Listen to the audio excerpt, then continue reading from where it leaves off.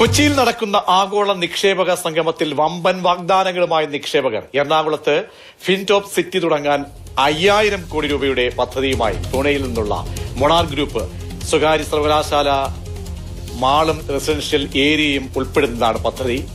Pradeep Joseph ചേരുന്നുണ്ട് വിവരങ്ങൾ നൽകാൻ. പ്രദീപ്, അങ്ങനെ വമ്പൻ പ്രഖ്യാപനങ്ങളാണ് അവസാന ദിവസം അറിയാൻ കഴിയുന്നത്. ഏതൊക്കെ മുൻനിര കമ്പനികൾ വാഗ്ദാനങ്ങളുമായി വരുന്നുണ്ട്? ഇക്കാര്യങ്ങളൊക്കെ തന്നെ വ്യവസായ മന്ത്രി ഔദ്യോഗികമായി തന്നെ മാധ്യമങ്ങളെ അറിയിക്കുമോ പ്രദീപ്?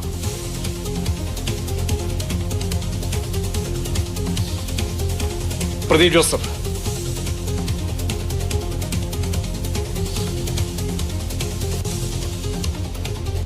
പ്രദീപ്, അങ്ങനെ എന്തൊക്കെ വമ്പൻ വാഗ്ദാനങ്ങളും പ്രഖ്യാപനങ്ങളും ഒക്കെ ഈ നിക്ഷേപക സംഗമത്തിൽ ഉണ്ടാകുന്നുണ്ട്?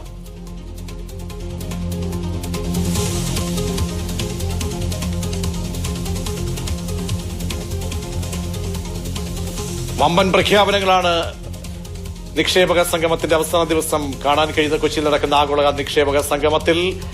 എറണാകുളത്ത് ഫിൻടോപ്പ് സിറ്റി തുടങ്ങാൻ 5000 കോടി രൂപയുടെ പദ്ധതിയുമായി പൂനെയിൽ നിന്നുള്ള മൊണാർ ഗ്രൂപ്പ് സ്വകാര്യ സർവകലാശാലയും മാളും റെസിഡൻഷ്യൽ ഏരിയയും അങ്ങനെ ഉൾപ്പെടുന്നതാണ് ഈ പദ്ധതി എന്നാണ് അറിയാൻ കഴിയുന്നത്. പ്രദീപ് ജോസഫ് ചേരുന്നുണ്ട്. പ്രദീപ്, കേൾക്കാമെങ്കിൽ അങ്ങനെ വമ്പൻ പ്രഖ്യാപനങ്ങൾ, അതിൽ ഈ പറയുന്ന റെസിഡൻഷ്യൽ ഏരിയ, വളരെ പ്രധാനപ്പെട്ട സ്വകാര്യ സർവകലാശാല, ഇതൊക്കെ ഉൾപ്പെടെയാണോ ഈ മൊണാർ ഗ്രൂപ്പിന്റെ വാഗ്ദാനം?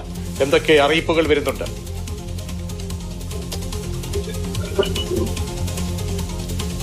പ്രദീപ് ജോസഫ്,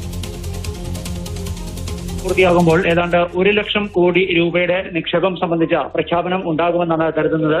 ഇന്നലെയും ഇന്നുമായി നടന്ന ബിസിനസ് ടു ബിസിനസ് മീറ്റുകളിലും മറ്റ് ചർച്ചകളുമെല്ലാം നിക്ഷേപ സാധ്യതയാണ് ഉണ്ടായത്. 6 വിദേശ രാജ്യങ്ങളിൽ നിന്ന് അടക്കമുള്ള നിക്ഷേപങ്ങൾ ഉണ്ടാകും. പ്രാദേശിക തലത്തിലുള്ള, അതായത് മലയാളികളുടെ തന്നെ ഉടമസ്ഥയിലുള്ള കമ്പനികൾ ഉൾപ്പെടെ നിക്ഷേപവുമായി രംഗത്ത് വന്നിട്ടുണ്ട്. ലുലു ഗ്രൂപ്പ് വലിയ നിക്ഷേപം പ്രഖ്യാപിച്ചിട്ടുണ്ട്. കൂടാതെ ദുബായിന്റെ ഷറഫ് ഗ്രൂപ്പ് ലോജിസ്റ്റിക് ഷിപ്പിംഗ് മേഖലയിലുള്ള ലോകത്തിലെ തന്നെ ആദ്യ 5 കമ്പനികളിൽ വരുന്ന സ്ഥാപനമാണ്.